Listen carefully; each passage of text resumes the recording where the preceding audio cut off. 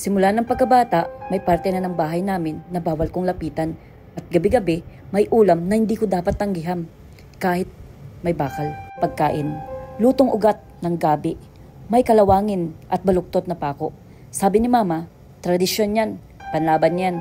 Nasasanay na ako sa hinahain sa akin gabi-gabi. Sinusubo ko ang gabi, tinatabi ko ang pako.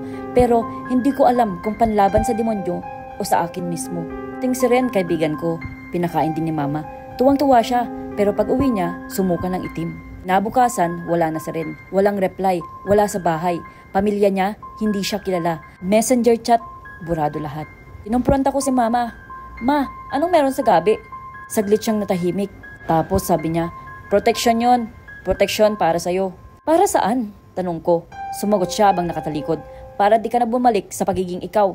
Dahil dati, ikaw ang kumakain sa amin. Na-freeze ako. Wala akong alaala bago ako grade 1. Walang birthday pic, walang anumang lumang album. Buksan ko ang drawer ni Mama.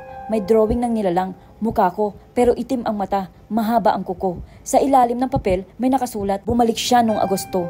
Pinakain ko ng bakal para hindi na siya makabalik. Ngayon, sa bawat subo ko ng gabi, may dasal si Mama.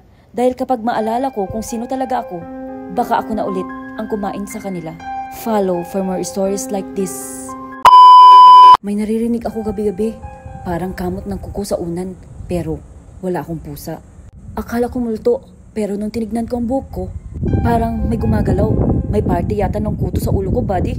Kaya ayun, nagdalnaw ako gamit ang Dermasol Plus, anti-fungal, anti-dandruff, pangpatay ng kuto, pang-resback ng anit. Ayun, tumahimik na yung gabi ko. Kaya kung gabi-gabi kang kinakamot ng multo sa ulo mo, baka hindi multo yan be, baka kuto lang talaga. Banlawan mo na yan, Dermasol Plus lang ang katapat. Kuto out, confidence in.